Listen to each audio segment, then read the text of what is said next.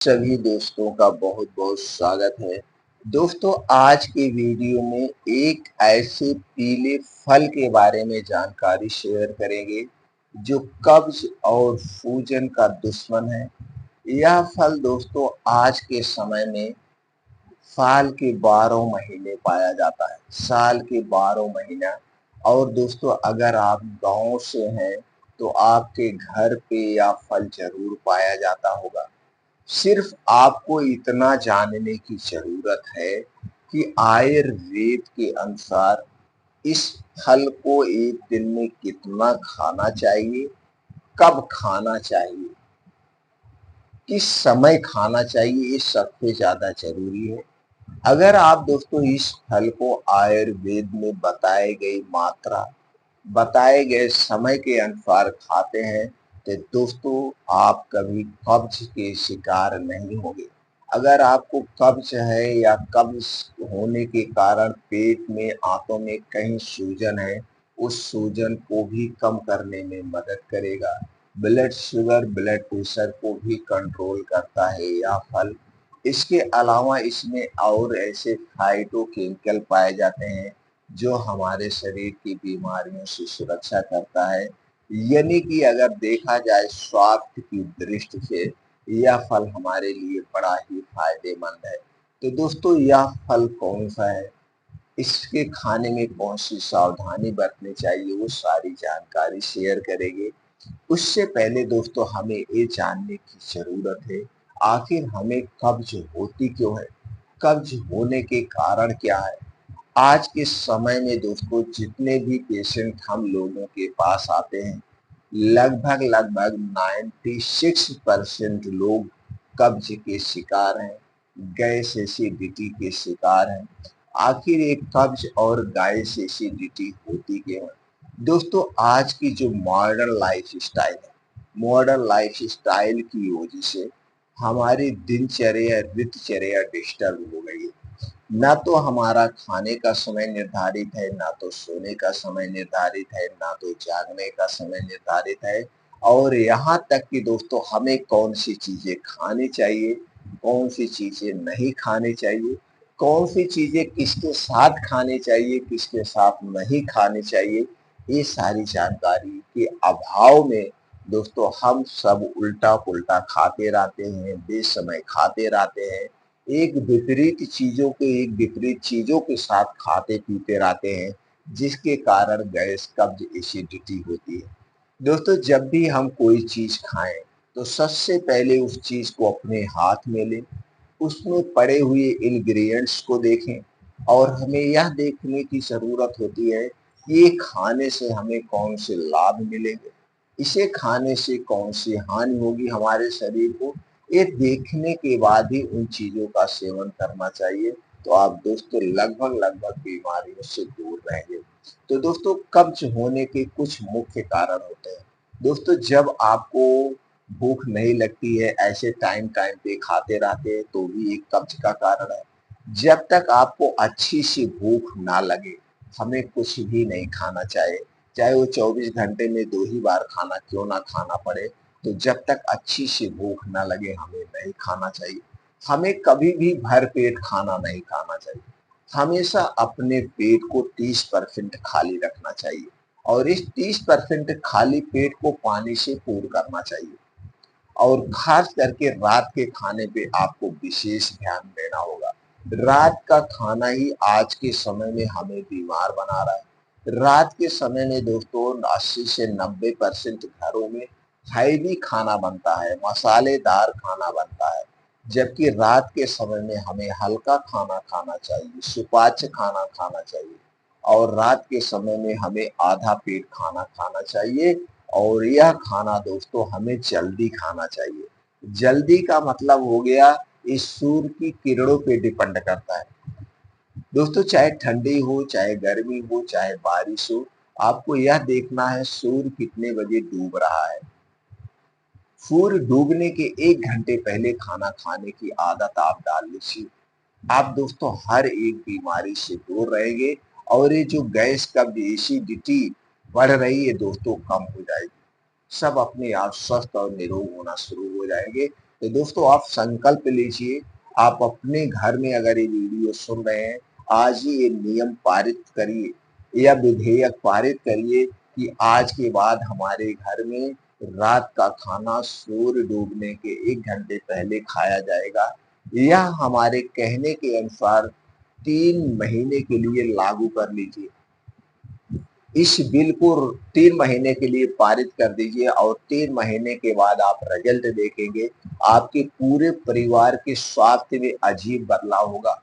यानी आप लोगों की शरीर रीस्टार्ट हो जाएगी, शरीर का पुनर्जन्म हो जाएगा और रात के समय जितनी भी बीमारियां होती हैं, जैसे रात में पेट का फूलना, रात में गैस कब्ज एसिडिटी का होना और दोस्तों रात में heart attack, paralysis, brain haemorrhage का जो अटैक आता है, इन सारी बीमारियों से आप लोग दूर हो जाएंगे। रात के खाने में जरूर ये बदलाव करिए। दिन का खाना चाहे जब खाइए, भर पेट खाइए, चाहे जब खाइए, कोई फर्क नहीं पड़ता है। सिर्फ रात के खाने में बदलाव करिए। और मित्रों, खाना जब भी खाना, बैठ के चबा चबा के खाना। हमेशा खाना जमीन पे बैठ के अलती मलती मार के खाना चाहिए और एक निवाले को 32 बार चबा चबा के खाना चाहिए।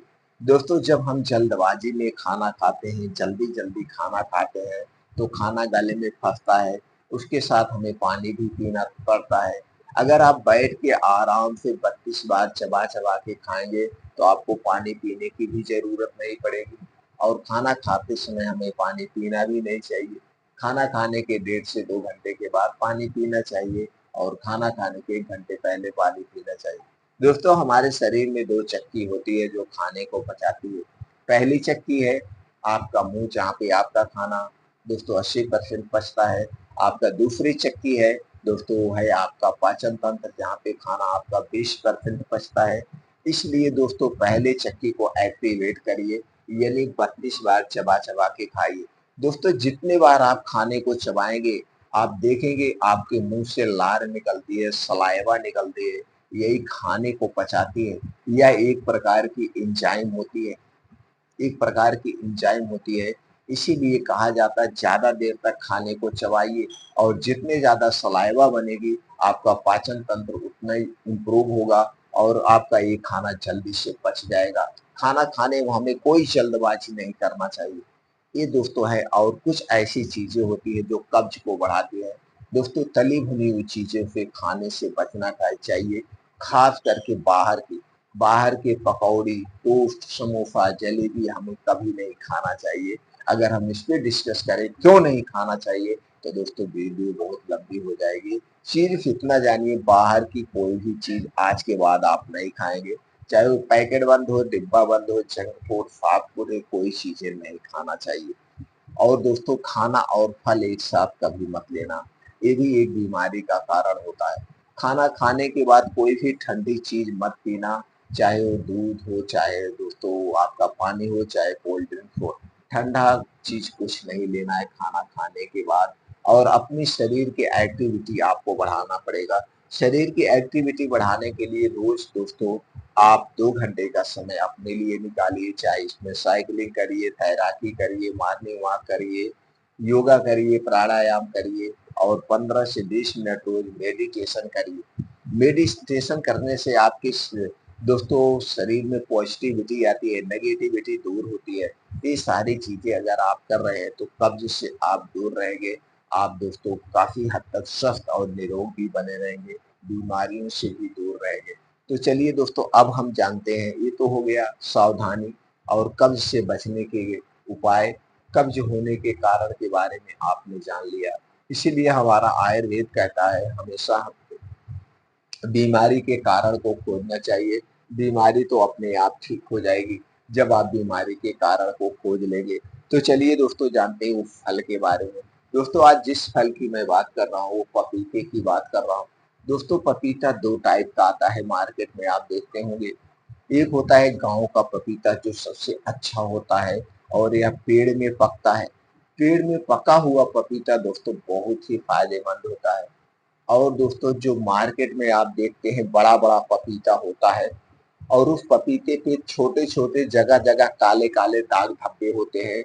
यह दोस्तों केमिकल से पकाया जाता है और यह केम स्टोर किया हुआ पपीता होता है। यह केमिकल से पकाया जाता है और स्टोर किया हुआ पपीता होता है। इसलिए दोस्तों इस पपीते को खाने से आपको बचना होगा। आपको खाना है तो पेड़ का पका हुआ पपीता खाइए, वो सबसे बेस्ट होता है। और देसी पपीता खाइए, ये हाइब्रिड पपीता होता है। आप हाइब्रिड पपीता भी खा सकते हैं, लेकिन केमिकल से पकाया हुआ नहीं।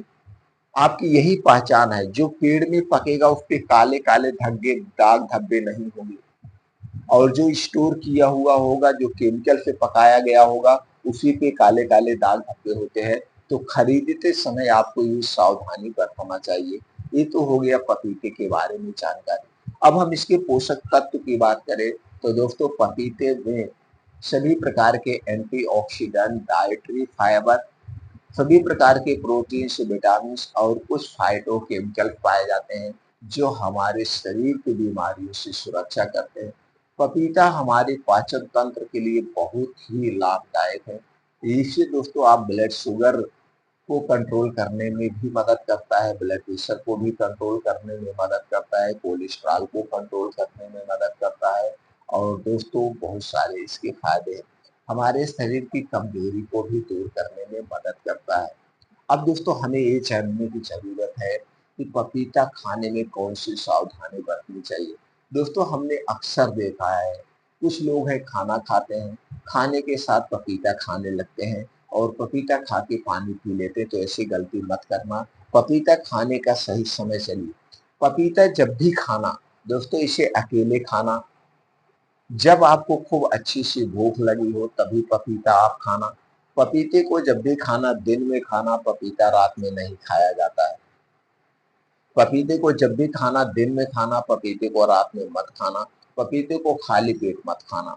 सुबह-सुबह पपीते को मत खाना, दिन में खाना। आप दोपहर में खा लेना, तिजहरे खा लेना, कभी भी खा लेना, लेकिन खाने के साथ पपीता कभी मत खाना। पपीता खाने के 1 घंटे पहले पानी नहीं पीना है और पपीता खाने के 2 से ढाई घंटे बाद तक आपको पानी, चाय, बिस्किट कुछ भी नहीं लेना है। पपीता खाने के 2 से ढाई घंटे बाद तक आपको चाय, पानी, बिस्किट कुछ भी नहीं लेना है। पपीता खाने के बाद कोई भी चीज़ आपको नहीं खाना है, अन्यथा स्वास्थ्य से संबंधित समस्याएँ हो सकती है और आपको इसे खाने के फ़ायदे नहीं मिलेंगे। एक दिन में हमें कितना पपीता खाना चाहिए? एक दिन में दोस्तों हमें 200 ग्राम से 300 ग्राम ही पपीता खाना चाहिए, इससे ज़्यादा पपीता नहीं खाना चाहिए। आप इसे एक बार में भी खा सकते हैं या 2 बार में भी खा सकते हैं, जैसे आपके पास समय हो उसी हिसाब से आपको खाना है।